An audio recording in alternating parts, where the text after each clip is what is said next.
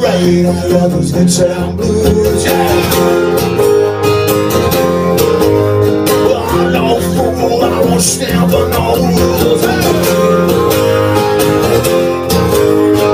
yeah, let me show you something out of words I learned out of school. You better believe it. Well, you drive me fucking crazy, won't you take me high? Come on, honey, show me a song that's wild, wild and wonderful, wild, wild and wonderful. Why do I feel this way? Sometimes I feel so alone, but I learn to love and hate. I get so feel I'm already no, DJ.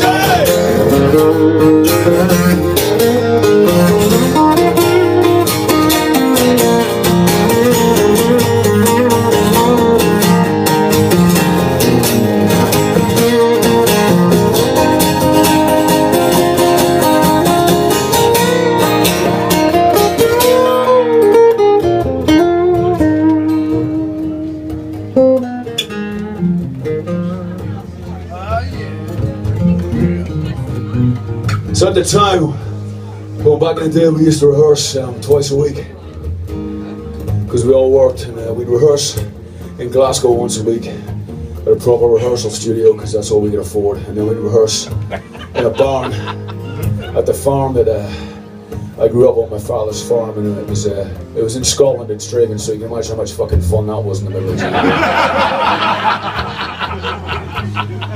We used to rehearse like fucking Parkers and like scarves on and gloves, and you know, well, we did it, and my old mom was really cool. They let us have the place, and you know, we could make as much noise as we wanted in there. And my old man, I think, is a very frustrated musician in the fact that he hasn't got a fucking musical note in his head, and that's obviously where I get all my talent from.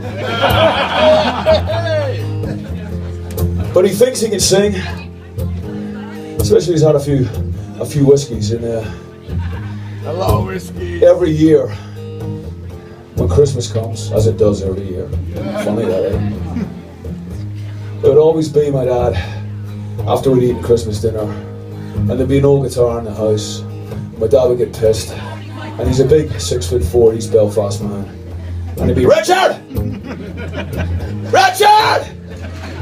Where you at? Go and get the old guitar out of the wardrobe and we'll sing a song. That'd be for fuck's sake. I mean, I started to dread it, you know, but of course, you know, he's 6'4", he's hard as fucking nails off like tripping the wardrobe, and we get, you know, get the guitar out. And his favourite song to sing is, you know that movie about Elsa the lion, Born Free? Born free, it's free. That was his song, top of his voice, drunk out of his mind. And this happened every Christmas. You know, I could kind of deal with it when I was like 12, 13, 14, 15, maybe even 16. 17, I had a girlfriend.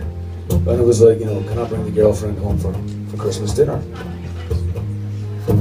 First time I did, I thought surely my dad knows I've got my first girlfriend at home and he's going to go visit her. Richard! When you ever? I said, Dad, go and get that fucking guitar out of the wardrobe now. I want to play Born Free. I want to sing it. So off I went, got the acoustic guitar, did it. The girlfriend left me on Boxing Day.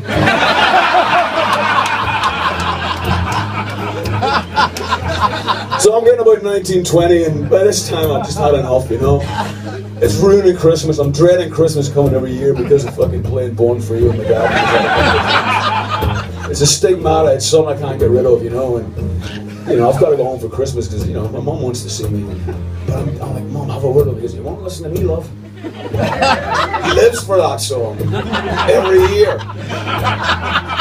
Oh, well, it's fucking killing me every year. So I came up with a cunning plan. I went home at Easter.